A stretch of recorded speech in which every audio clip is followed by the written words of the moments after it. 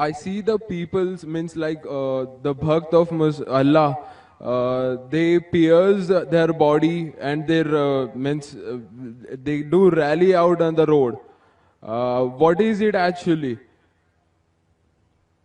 भाई साहब ने सवाल किया कि हम देखते हैं कि मुसलमान लोग अपने जिस्म को मारते हैं और खून करते हैं, क्या है? कुरान मजीद में कहा भी नहीं लिखा है कि मुसलमान should pierce the body. Quran मजीद में कहा नहीं लिखा है कि अपने जिस्म को मारना चाहिए। जहां तक कि सही हदीस है, सही हदीस में अल्लाह के फरमाते अगर इंतकाल होता है आपके घर वाले का या कोई नुकसान होता है, मैक्सिमम आप 3 दिन तक शोक मना सकते हैं, 3 दिन से ज्यादा नहीं, क्योंकि किसी का भी इंतकाल होता है वो अल्लाह की तरफ से है। तो इंतकाल होने के बाद भी, मौत के बाद भी अगर आपको शोक मनाना है, अगर आपको you want to wail and cry, maximum 3 days. तो ये कुरान और हदीस के मुताबिक नहीं है, और कोई भी करता है तो कुरान के खिलाफ करता है। Hope the answer the question है कि पैंथियज्म, सबको खुदा मानना, इसका जवाब है। उसका जवाब में कहा था हमारे भाई जो अवतार सिंह थे ना, उसने कहा था पैंथियज्म, सब कुछ खुदा है, सब कुछ खुदा है।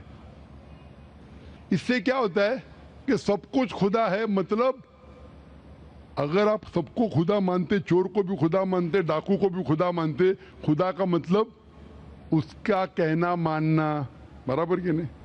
उसकी इज्जत करना, उसकी इबादत करना, वो जो कहता है उसकी बात मानना। तो आप अगर वो चोर को खुदा बोलेंगे, वो बोलेगा चोरी को, तो आप चोरी करना शुरू करेंगे। वो बलात्कार करने वाला कहेंगे आपसे, आप उसको खुदा बोलेंगे, चल मैं बलात्कार कर, आप करेंगे? करेंगे? तो इसी तरह ये इलॉजिकल है। खुदा एक है और सिर्फ उसकी इबादत करना चाहिए। और ये जो फिलॉसफी है, ये फिलॉसफी जो आप बोल रहे किधर से आई? इसे कहते हैं एंथ्रोपोमॉर्फिज्म। क्या कहते हैं? एंथ्रोपोमॉर्फिज्म मतलब गॉड ने हर चीज की शक्ल हासिल की, और इसके अंदर एक फिलॉसफी है कि खुदा इतना पाक, इतना नेक, वो जानता नहीं कि किस तरीके से इंसान को तकलीफ होती है। और ये एंथ्रोपोमॉर्फिज्म जो फिलॉसफी है, खुदा अलग अलग चीज में शामिल होते हैं। और कई मजहब, इस्लाम के अलावा कोई मजहब कहता है कि खुदा एक बार इंसान का रूप हासिल किया, कुछ मजहब कहते हैं अनेक बार। और उनकी लॉजिक है कि खुदा इतना पाक, इतना नेक, इतना महान, उसे पता नहीं इंसान की तकलीफ क्या है, इंसान को किस चीज का बुरा लगता है। इतना नेक, इतने पाक, इंसान को दर्द कैसा होता है, इंसान को तकलीफ कैसा होती है। तो ये खुदा जो नेक और पाक है, जानने के लिए इंसान के उसूल क्या होना चाहिए, वो इंसान का रूप धारण करते। ये फिलॉसफी है एंथ्रोपोमॉर्फिज्म की। ऊपर से लगता है बहुत लॉजिकल है, खुदा इतना नेक, इतना पाक, इतना दयालु, वो जानता नहीं बेचारे इंसानों की क्या तकलीफ है, क्या मजबूरी है, क्या मुश्किलात है। तो इंसान का रूप धारण किया लिखने के लिए, क्या इंसान के लिए अच्छा है बुरा है। ऊपर से देखे तो बहुत अच्छा लगता है, लेकिन तहकीक करेंगे मंतिक से तो एकदम ही गलत। मिसाल के तौर पे अगर मैंने एक डीवीडी प्लेयर बनाया, डीवीडी प्लेयर, क्या मुझे जरूरी है कि मैं डीवीडी प्लेयर बनूं ये जानने के लिए डीवीडी प्लेयर के लिए क्या अच्छा है क्या बुरा है? जरूरी है? नहीं। मैं एक इंस्ट्रक्शन मैन्युअल लिखूंगा कि डीवीडी प्लेयर को प्ले करने के लिए डीवीडी डालो, प्ले का बटन दबाओ, स्किप करने का स्किप का बटन दबाओ, स्टॉप करने का स्टॉप का बटन दबाओ। पानी में मत डालो, खराब हो जाएगा, ऊपर से मत फेंको, खराब हो जाएगा। मुझे डीवीडी प्लेयर बनने की जरूरत नहीं। इसी तरीके से खुदा हमारा खालिक है, हमारा बनाने वाला है, हमारा पैदा करने वाला है, उसको इंसान बनने की जरूरत ही नहीं। वो क्या करता है? इंस्ट्रक्शन मैन्युअल लिखता है, इंसान के लिए क्या अच्छा है क्या बुरा है, क्या खाना चाहिए क्या नहीं खाना चाहिए, कैसा इबादत करना चाहिए। और इस खुदा का आखिरी इंस्ट्रक्शन मैन्युअल है कुरान। इस ईश्वर, इस भगवान, इस अल्लाह, इस खुदा का आखिरी इंस्ट्रक्शन मैन्युअल है कुरान। इस कुरान मजीद में लिखा है आपके लिए क्या अच्छा है क्या बुरा है। किस तरीके से जानवर से अच्छा बर्ताव करना चाहिए, किस तरीके से भाईचारा बढ़ना चाहिए, किस तरीके से गरीबों की मदद करना चाहिए, सब लिखा है इसमें। खुदा को खुद इंसान बनने की जरूरत नहीं, क्योंकि वो हमारा खालिक है, हमारा मालिक है। तो इसीलिए ये पैंथियज्म फिलॉसफी इज टोटली रॉन्ग। और वेद में किधर नहीं लिखा है, आप जाएंगे दूसरी किताबों में लिखा है, आप अगर देखेंगे मेरी कैसेट हिंदुइज्म एंड इस्लाम पे, लेकिन वो किताबें वेद से ऊंची नहीं है। वेद में सिर्फ लिखा है तौहीद के बारे में, एक खुदा के बारे में, एक कम सत्य विप्रा बहुधा वेदांते। खुदा एक है, उसको नाम अलग दे सकते हैं आप, लेकिन खुदा एक है, उसकी सिफत आप बयान कर सकते हैं। और वो एक खुदा है, न तस्य प्रतिमास्ति, उसका कोई अक्स नहीं है, ना कोई पिक्चर है, ना कोई पेंटिंग है, ना कोई मूर्ति है, ना कोई स्टैच्यू है। Hope that answers the question. खातून में कोई नॉन मुस्लिम हो तो सवाल कीजिए। यस, अस्सलाम वालेकुम। मैं इकरा इंग्लिश स्कूल धापोड़ी पुणे से हूँ। वो एक इस्लामिक स्कूल है। मैं वहाँ 7 साल से पढ़ा रही हूँ एज अ टीचर। एंड सब मुसलमान बच्चे प्लस उसमें क्रिश्चियनिटी है, हिंदू है, सब टाइप के बच्चे वहाँ पढ़ रहे हैं। उसमें एक ख़ास बात मुसलमान लोगों को मैं कहना चाहती हूँ कि उन लोग में इतनी तो इंसानियत है कि उन्होंने कभी भेदभाव नहीं किए। आज वो स्लम एरिया है, लेकिन वो स्लम एरिया होते हुए भी कुछ मेंबर्स सब मुसलमान हैं, लेकिन वो लोग जितना आदर भाव से सम्मान दोनों लोगों को दे रहे हैं, उसके लिए मैं वो तारीफ करना चाहती हूँ। वो बात ठीक है, लेकिन सर आपके लिए मेरा एक सवाल ये है कि आपके इतने फॉलोवर्स हैं, आज वो दिख कर आ रहा है जो फॉलोवर्स है, तो आप प्लीज़, आपसे रिक्वेस्ट है कि पीस टीवी चैनल से आपके बातें हमारे तक पहुंच रही है, तो आप प्लीज़ हमारे लिए सही न्यूज़ चैनल का बंदोबस्त करिए।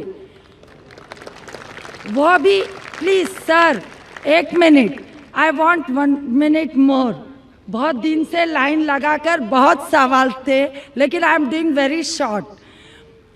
और एक बात है कि आज जो अफवाह है, एक मुसलमान बम विस्फोट में पकड़ा गया। आज मैं मुसलमान लोगों में खड़े होकर उनकी तारीफ नहीं करना चाह रही। फैक्ट एंड फ्रैंक स्पीकिंग कि मेरा ये कहना है, 2 दिन के बाद न्यूज़ में ये माना जाता है कि कोई और था। ठीक है, आप लोगों से, आपसे ये चाहती हूँ कि आप हमारे तक सही न्यूज़ पहुंचाने की कोशिश करिए कि आपके चाहने वाले काफ़ी हैं। मैं पूना में भी आपका प्रोग्राम देख चुकी हूँ, आपके बहुत फॉलोवर्स हैं। मैं 7 इयर्स से इकरा इंग्लिश स्कूल में पढ़ा रही हूँ। बहुत सारी मिसअंडरस्टैंडिंग थी, लेकिन अल्हम्दुलिल्लाह सब दूर हो गई। आज मैं सब दुआ जानती हूँ। आई एम फ्रॉम अ ब्राह्मण family, but I don't want to take a time, so I thank Iqra English school Dapodi Pune, जो वो गरीब लोग आज इतना काम कर रहे हैं, वो मुझे उनको थैंक्स कहना चाहती हूँ बस। Okay, thank you very much. बहन ने अच्छा सवाल पूछा है। सवाल के पहले ये कहा कि वो एक इस्लामिक इकरा स्कूल में पढ़ाती है, टीचर है दापोली पूना में, और वहाँ के मुसलमान बच्चे, हिंदू बच्चे, क्रिश्चियन बच्चे हैं, लेकिन मुसलमान बच्चे आपस में भेदभाव नहीं करते, जात पात में नहीं मानते। बिल्कुल अच्छी बात है, अल्हम्दुलिल्लाह। बहन का सवाल है कि मेरे मानने वाले बहुत है, ये मैं नहीं जानता हूँ, अल्लाह सुब्हाना व तआला का करम है। जैसा मैंने कहा कि मैं नाचीज़ हूँ, मैं कोशिश करता हूँ कि इस्लाम का पैगाम फैलाऊँ, और इस्लाम के पैगाम के वजह से माशाअल्लाह कई लोग माशाअल्लाह इस पैगाम को सुनते हैं। लेकिन जब भी जिसके भी फॉलोअर्स बढ़ते हैं, उसके दुश्मन भी बढ़ते हैं साथ साथ। और हम जानते हैं कि दुनिया में सबसे ज़्यादा माना हुआ शख्स, सबसे बेहतरीन इंसान इस दुनिया में मोहम्मद सल्लल्लाहु अलैहि वसल्लम, इसमें कोई शक नहीं, मोहम्मद सल्लल्लाहु अलैहि वसल्लम। लेकिन सबसे ज्यादा किताबें अगर कोई शख्स के खिलाफ लिखी गई है वो मोहम्मद सल्लल्लाहु अलैहि वसल्लम के खिलाफ। बहन का सवाल है कि वो पीस टीवी देखती है, पीस टीवी से खुश है, पीस टीवी से इस्लाम का पैगाम फैल रहा है। वो चाहती है कि एक ऐसा चैनल शुरू करूं मैं जो सही न्यूज इंसानों तक पहुंचाए।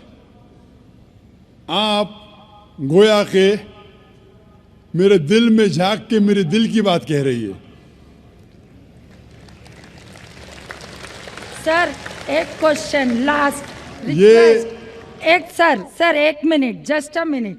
आज सारी दुनिया की अर्थव्यवस्था बर्बाद हो रही है। साम्यवादी रूस की अर्थव्यवस्था लगभग समाप्त हो गई है। पूंजीवादी अर्थव्यवस्था खत्म होने के कगार पर है। क्या यह सही समय नहीं है कि मुस्लिम अर्थव्यवस्था को लागू कर दिया जाए? Thank you sir. माशाअल्लाह, बहन का काफ़ी मुताल्ला है इस्लाम के बारे में, और वो कह रही है कि इस्लाम सारे जहां में लागू होना चाहिए। वही मैं कहता हूं, this Quran is the constitution. हर मुल्क का कॉन्स्टिट्यूशन होता है, ये इंसानियत का कॉन्स्टिट्यूशन है कुरान। इसीलिए इस कॉन्फ्रेंस का टाइटल है peace the solution for humanity. इस्लाम इंसानियत के लिए हल। जितना इस्लाम फैलेगा उतनी ही इंसानियत की मुश्किलात दूर होगी, और ये कुरान इज द कॉन्स्टिट्यूशन।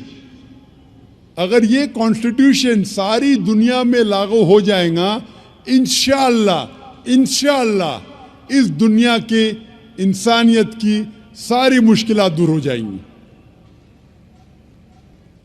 आपने जैसे फरमाया कि एक न्यूज़ चैनल होना चाहिए, ये मेरी ख्वाहिश है।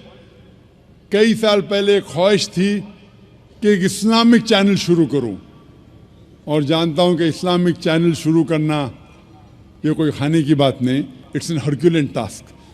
शुरू करने के बाद इस्लाम के मुताबिक, कुरान और हदीस के मुताबिक चलाना तो और मुश्किल काम है।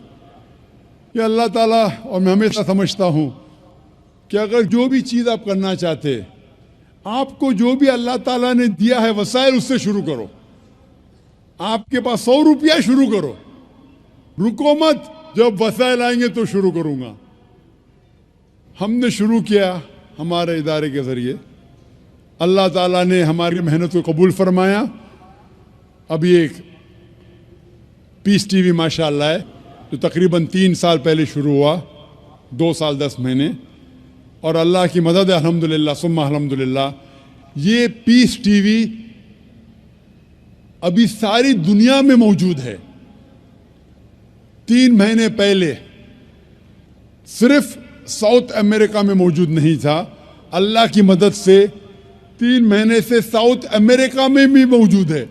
क्योंकि साउथ अमेरिका में अंग्रेजी बहुत कम लोग बात करते हैं, क्यों हम कोशिश करें, लेकिन अल्लाह ताला ने वो भी कर दिखाया अल्हम्दुलिल्लाह। और हमारा इरादा है कि एक पीस नेटवर्क हो, और उस पीस नेटवर्क में एक चैनल पीस न्यूज़ भी हो। मैं चाहता हूं कि आप दुआ करें, एक ऐसा चैनल हो जो सही न्यूज़ दे। अक्सर news channel they are governed by politicians. जो न्यूज़ चैनल की आमदनी है, they behave like groups supporting political parties और डिफरेंट व्यू पॉइंट्स। कोई भी चैनल लो आप, उनकी जो आमदनी है वो एडवर्टीजमेंट नहीं है, दे आर प्रेशर ग्रुप्स। और मैं जानता हूं, जैसे मैं तकरीर में कहा था, इस टेररिज्म मुस्लिम मोनोपोली, क्या आतंकवाद मुसलमान की विरासत है, पूना में आपने सुना होगा।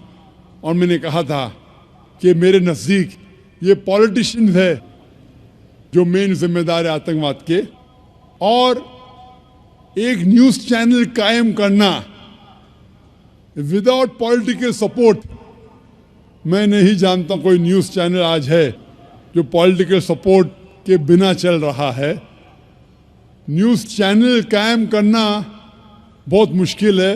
न्यूज चैनल कायम करके कुरान और हदीस के मुताबिक चलाना बहुत बहुत मुश्किल है। मैं चाहता हूं कि आप सब दुआ करें कि अल्लाह सुब्हाना व तआला हमसे ये भी काम करवाए कि इंशाअल्लाह मुस्तकबिल में एक ऐसा चैनल हो जो सिर्फ मुसलमानों के लिए नहीं, गैर मुसलमानों के लिए भी एक साफ सुथरा न्यूज चैनल हो जो हक की बात फरमाए। क्योंकि अल्लाह ताला फरमाते सूरह इसरा में, सूरह नंबर 17 वर्स नंबर 81 में, वकुल जाल हक वज़ाकल बातिल इन्नल बातिल कान ज़हूका, कहो कि हक आ चुका है और बातिल खत्म होने वाला है, क्योंकि बातिल फी नफ्से खत्म होने वाला है। Hope the answer the question is